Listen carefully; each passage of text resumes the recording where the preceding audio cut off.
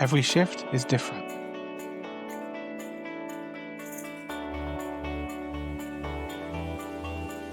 Every patient matters.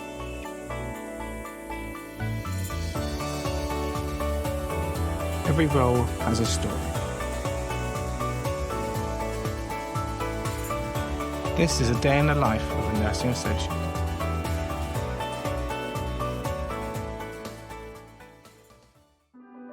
In this series, we'll be following nursing associates across the UK. Each episode takes us inside their working day, in hospitals, GP surgeries, care homes and community teams. You see how they deliver care, support patients and work as part of the multidisciplinary teams. You hear what inspires them to join the profession and what it really means to make a difference. This is their story. This is a day in the life of a nursing associate. Hello and welcome to Just a Sharp Scratch the Pulse. Today we're filming a day in the life of a nursing associate and I'm here at the Southwell Medical Centre in Nottinghamshire to follow Alison Jessup, a registered nursing associate working in the heart of general practice. After years of a teaching assistant and healthcare support worker, Alison's qualified as a nursing associate, a role that bridges the gap between healthcare support workers and registered nurses. We'll see what a typical day looks like for her, how she supports patients with long-term conditions, and see how she works alongside GPs, nurses, and the members of the clinical team. This is a real look at life on the ground, told through the eyes of someone doing the job every day. So, let's get started.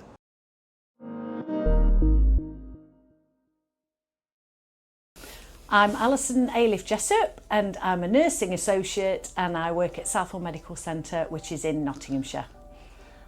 For people who are kind of new to the nursing associate role, how would you explain it in kind of real terms? I would say that the nursing associate role is a bit of a win-win role all round. It offers more flexibility for patients and it combines a depth of knowledge with practical skills and also a knowledge of your patients that you've previously had. So you've got the trust and connection with those patients, as well as being able to provide evidence-based practice. How did you kind of first hear about the NA route and what made you kind of say yes, to after so long of being in general practice? So I was actually introduced to the role through an appraisal with Alexa, who at the time was my nursing manager, and she was encouraging me. She's always been a bit like my cheerleader, if you like, and wanting for me to go further. She introduced me to the role, got me to think about it, and then it just went on from there, really. Yeah, so I'm Hannah Wellborn. I'm a practice nurse manager. I've been here for 5 years now, been a qualified nurse for about 16 years. Background was intensive care, lived in Dubai for a bit, as I've just said, and then I came into primary care and it's where I've been for 5 years. Can you tell us a little bit about working with Alison? What stands out about her as a nursing associate? So Ali has always been very passionate about her job role, no matter what job role she's been in. I've worked with her as a healthcare assistant first, and then I've been working with her throughout her training as a nurse associate and while she's been qualified. She is so passionate about every single job role she does. Her patients are the be-all. She wants to make sure that she gets the best for them, and that's what I love about Ali. She's so professional, stands up for what's right for her patients and will fight for what's right, which is, I think is really important in primary care. And as a nurse associate, you can feel a little bit like you can't maybe have a voice. So I think that her being so strong is such an important thing for our team. What do you think would happen in general practice if there was no kind of NAs? What gap would be kind of left behind? I think in terms of what they provide, there'd be a gap in the freeing up nurses' time for the more complex patients. So from a nursing associate point of view, from my point of view at Southwell Medical Centre, if I was removed, it would mean there was extra workload pressure on my team, and also a gap in terms of that balance of task related and the depth of knowledge. You kind of sit in between, which is a bit of a gap filler, but also from the patient point of view, that it gives more flexibility, it allows you to see more patients and just relieves workload pressure on the whole team. Yeah. I suppose also it's going to reduce the waiting times as well. Absolutely, yeah. Obviously you're being able to see patients with long-term health conditions and stuff like that, being able to support them.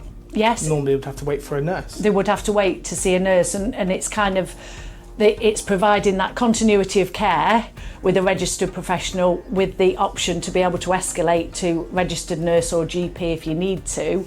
But like you say, it's freeing up more appointments and allowing flexibility when they're booking. Do you think people often misunderstand what a nursing associate is? And if so, what's the biggest misconception you've come across? Nurse associate, nursing assistant, it's nursing associate. But I think the biggest misconception is that the idea that you're almost waiting to be a real nurse. And I think there's a real danger of losing that identity. And that's what I'm interested in fighting for. It's a distinct profession in its own right, and you're not waiting to be a nurse. You're wanting to be a nursing associate, and I think championing that role is really important. Obviously, there is the opportunity to become a nurse, but I'm more interested in the other career development opportunities for NAs as well. You're also an ambassador for the NA role.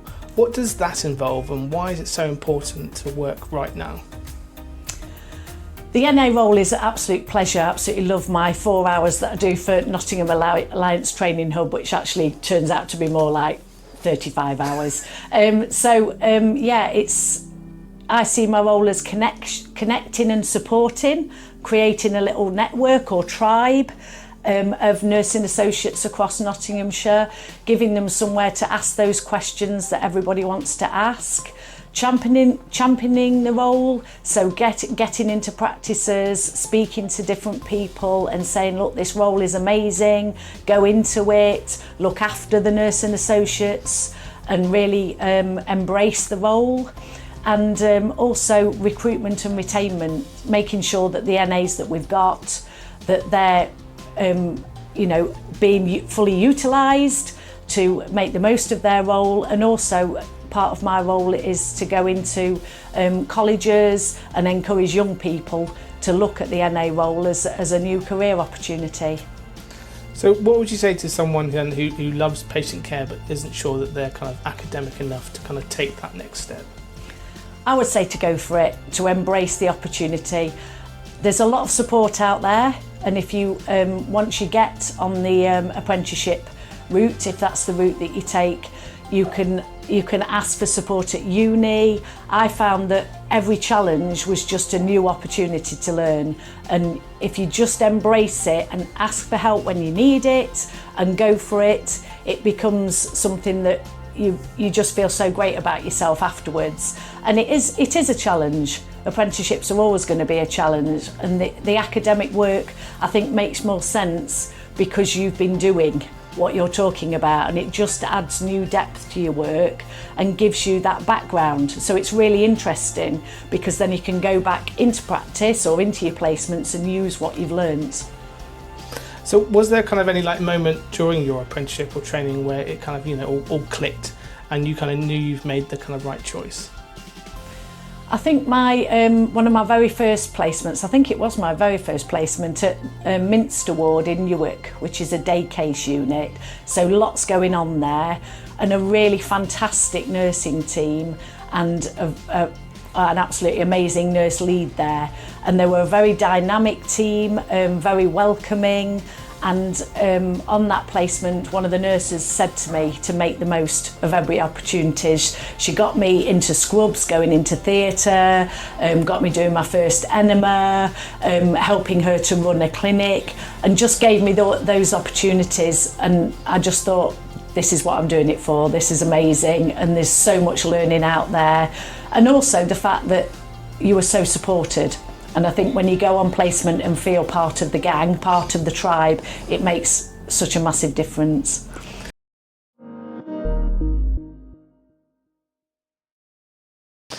What do you think kind of motivates Alison in her work? You know, what kind of drives her day to day? So definitely her patients. She has a passion for asthma and COPD at the moment, so I think she worked very closely with one of our nursing team to develop all of her skills for asthma and COPD. Now she's doing spirometry, wants the best for her patients, will escalate things if they need escalating. She's one of a kind, Ali, and nursing associate is her passion. You know, she wants to develop every single day that she's here. Ali wants to develop and become better, and yeah, I take my hat off to her for that. From your perspective, what value do nursing associates bring to primary care teams? Nurse associates bridge a really good gap between nursing and the nurse associate. So I think occasionally patients can be unsure what the difference is between a nurse associate and a nurse, and I think it's important that teaching and things like this are out there so that patients and colleagues know about the nurse associate and how important the role is to be part of the team. I think every team needs a nurse associate. I just think they bring so much compassion, empathy, they have time, they're able to, you know, do things that a nurse can do.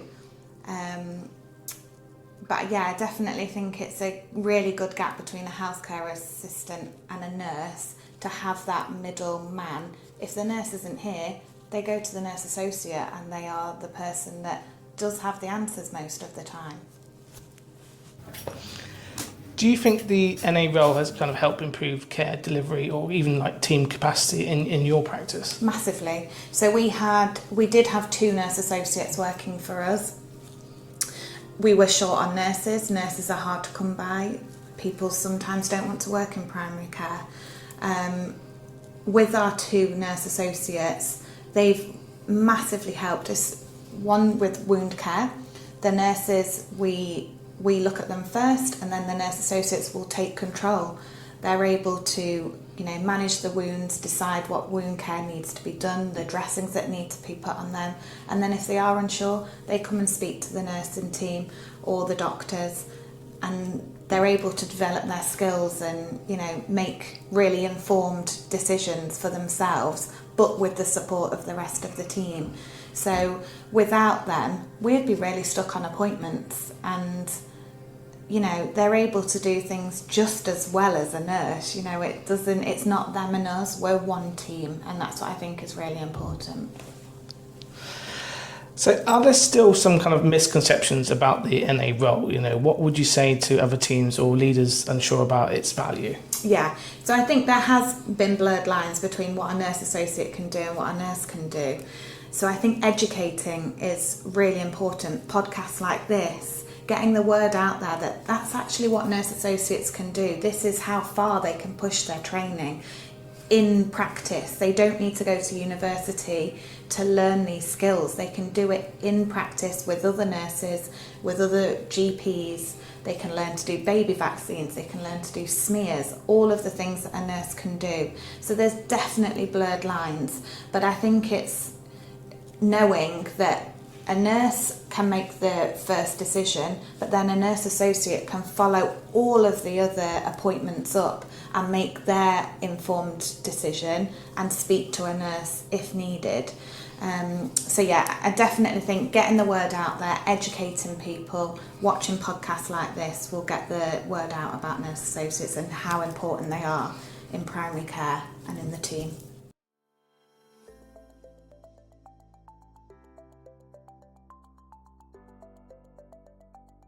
This episode is supported by Healthcare Conferences UK.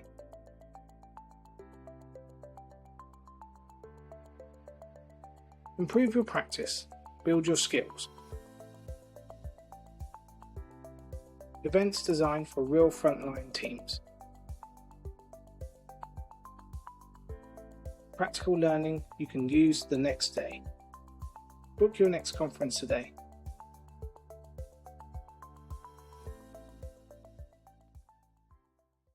And how did you kind of feel finally, qualifying years as a HCA and then obviously then qualifying as a nursing associate? What was going through your mind on that day? Pride. I was really pleased that I'd done it, and also I feel that it was important for my children to see me as a bit of a role model, that I was learning and studying and doing family stuff as well as working full time, and then also what's going to happen next. It was a really exciting time because you can sort of see different opportunities, and I think from the course it had taught me to make the most of any opportunities, to say yes to everything and just go for it and see what happens.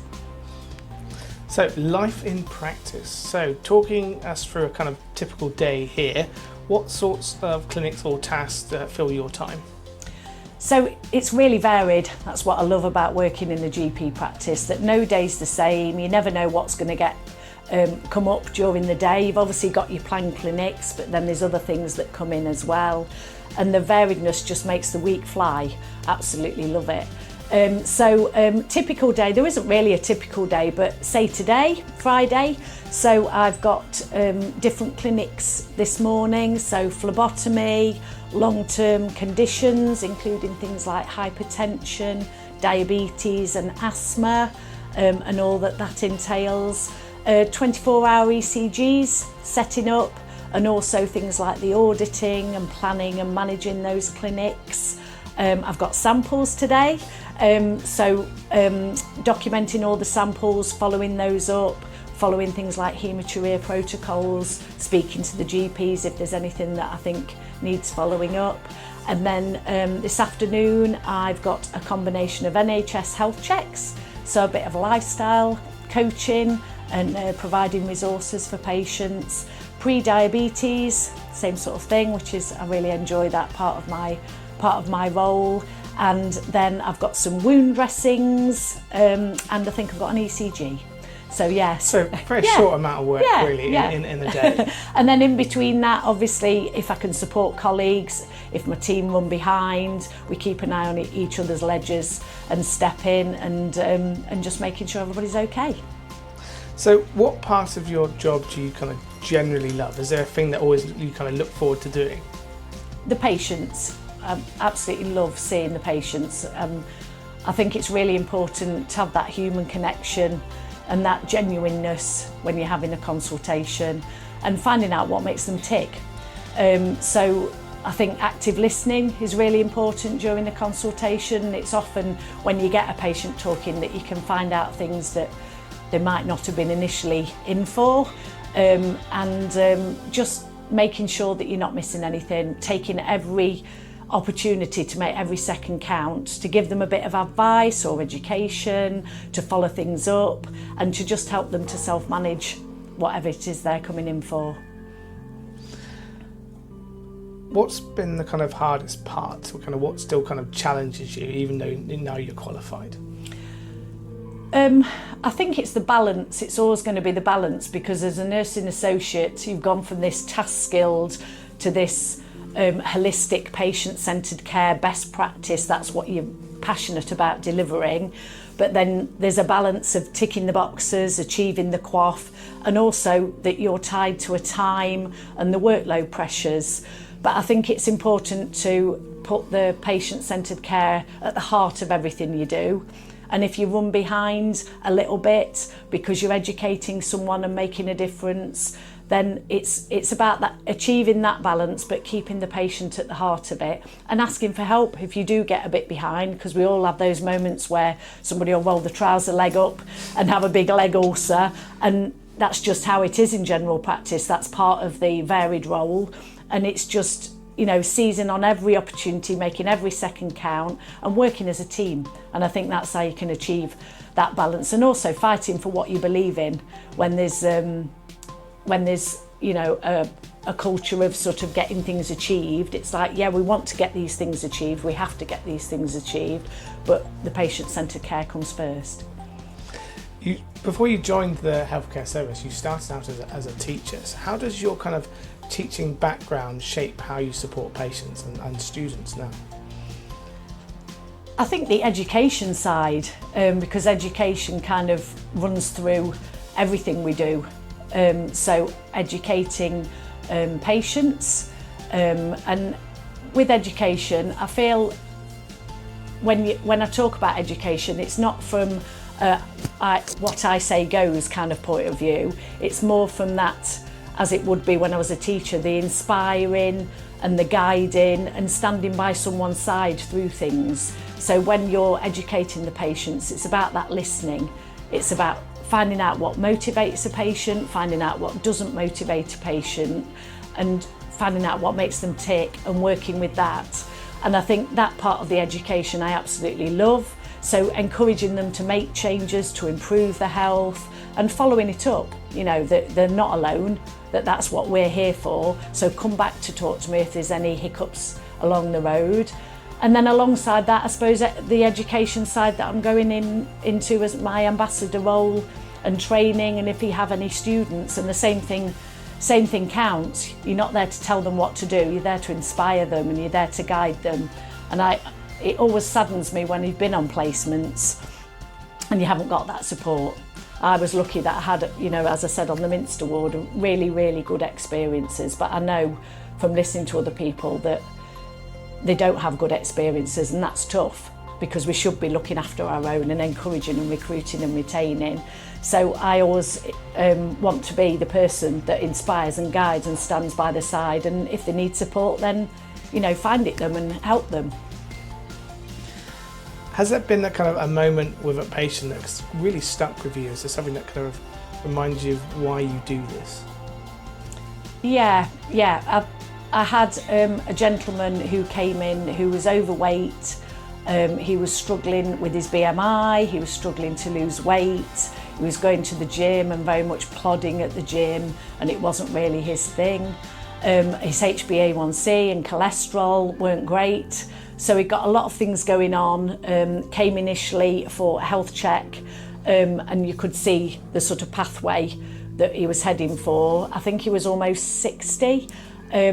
So we had a look at things. We did I did some coaching with him. We talked about what he liked, and it turns out he didn't really like the gym at all. So we talked about walking, and we got him walking, and I said, do what you enjoy, get out every day for a walk, never mind going to the gym if you're not enjoying it, if walking's your thing. And then we looked at his diet, and I followed up with him. He came back to clinic, we had a weigh-in, we talked about things, and he really turned his health outcomes round. And because I'm local, I see him walking round, and it's amazing when you see these patients and they give you a wave and you think, that's fab. What's something you've kind of learned about yourself since becoming a nursing associate? Resilience. I didn't realise how resilient I was, I don't think. And from the apprenticeship, not resilience in a negative way, but resilience in that whatever the challenges were thrown at me, it was kind of seize them and I can do this. And I think it gives you a real sense of purpose and a real sense of what you can achieve. And it makes you realise that, you know, the sky's the limit, and it doesn't matter whether you're 20, it doesn't matter whether you're 30, 40, 50. You can do, you know, if you set your mind to it, you can achieve your goals. And also resilience day to day, because life goes on, you know, work's tough, life's tough, and things take over, and you're part of a team here where everybody's got things going on, but together you can stand stronger and fight things together. So what makes someone a great NA? You know, what kind of person do you think kind of thrives in this role? Someone who's compassionate, someone who is resilient, sense of humour. Sense of humour is always good, and I think patients like you to sort of be genuine and have a laugh with them, and you know, enjoy what you're doing, that you've got a love and a passion for it. Hard working, that you want to come to work and you want to achieve, and team player, that you know you're a good team player because you're part of a nursing team, you're part of a wider team, and making sure that you know you integrate into all the teams. Looking back, what do you wish someone told you before you started the NA apprenticeship? how quick it would go, because it just flies past and you really enjoy it. So I always say to any student nursing associates that I'm speaking to as part of my ambassador role, just seize every opportunity you can get. Ask as many questions as you can. Make yourself a pest, because if you find the right person to ask those questions to, you can learn so much. You know, just spending a morning with the right person can bring you on so much, and taking all the good bits of everybody that you work with, but also recognising the people that you don't really want to aspire to be, and making sure that you keep that close in your mind as well. I promise I've only got a couple more questions for you. Interrogate mode. So it's like mastermind. dun, dun, dun, dun, dun, dun. I've started, so I shall finish. So if you had a minute in front of the NHS leader or policy makers, what would you want them to understand about this role? I'd want them to realise what a distinct profession it is. I'd want them to think about different career paths, that it's not a stepping stone, we're not a gap filler, you know, we're doing a profession in its own right, and also different career pathways. So making sure that there's different clear-cut pathways, whether it's clinical education, whether it's leadership and compassionate leadership, and looking at different opportunities for NAs to thrive, so that because you've committed to doing the nursing associate role, so you're the sort of person that doesn't want to stand still. You want to improve things, and harnessing that power of people that want to make a difference and improve patient-centred care. What do you hope people take away from watching this, you know, whether they're thinking of joining or still don't understand the role? Find out about it. Get out there, find out about it. If you know an NA, ask to go and work with them, speak to me and Martin, speak to any NAs that you know, because every nursing associate, wherever they are, has a distinct profession in its own right, a distinct role, and there's so much that you can learn from finding out more about it. And if you're thinking about being an NA, I would say go for it. Don't hesitate, because it's the best thing I've ever done. And finally, what's next for you? Is there any kind of plans, hopes or goals for the future now that you're qualified? I'm enjoying doing my spirometry. Recently passed that, so things like the asthma and COPD I really want to perfect, because it's still all quite new at the moment. So I'm keen to find out and go and watch other nurses or nursing associates and how they manage their clinics, and then sky's the limit really. So wanting to do more with my ambassador role, going into college, going into Nottingham Trent University, and in September I'm going into Nottingham Trent to look at the curriculum planning, and just making sure that primary care is represented, and fighting for the role of nursing associate in primary care.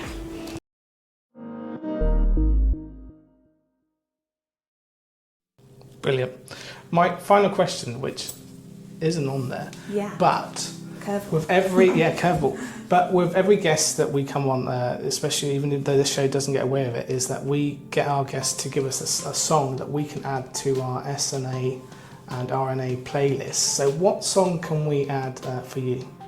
Sky Full of Stars by Coldplay. Oh, that's absolutely amazing. And I love that song. It's on my actual personal playlist Is already. it? Well, I'm going to see Coldplay in August. They are my favourite band. I've seen them 3 times. I love them. And it's my daughter's favourite. So there you go. That is my song. Brilliant. We'll have that in. Thank you.